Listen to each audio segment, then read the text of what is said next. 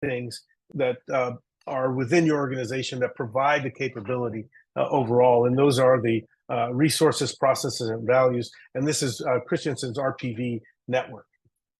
And so the resources, we know what they are, whether it's people or equipment or technology and so forth. But these are the most visible of the factors that contribute to what your organization does. These are the ones that we think of right away. And especially number 7, right? Cash, the money, the capital being able to move forward.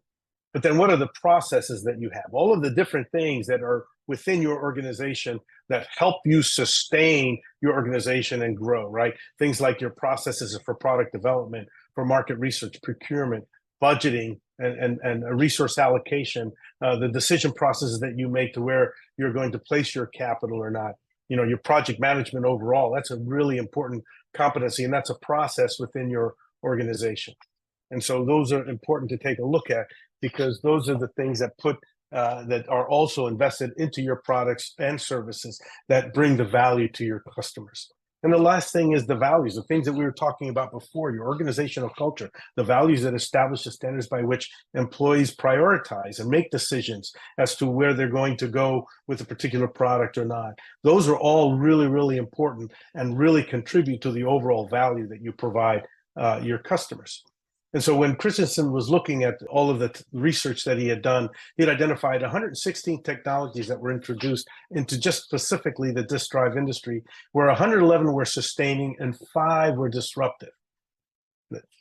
And so it was important to see that none of these industry-leading companies remain at the top. And we saw that over and over again as he went through his discussion. So as you look at your organization and you look across what all of these resources, processes, and values that contribute to the success of your organization, where would you think these organizations that are depicted on the screen, whether they're the startups or the large organizations that have been around a long time, that have their set marketplace and so forth, which ones are better prepared for the disruptive innovation? And I think we all kind of realize that, the startup might have resources, so they don't have a lot of things that bog them down other than the capacity or the capital to really be able to move out on what their product is.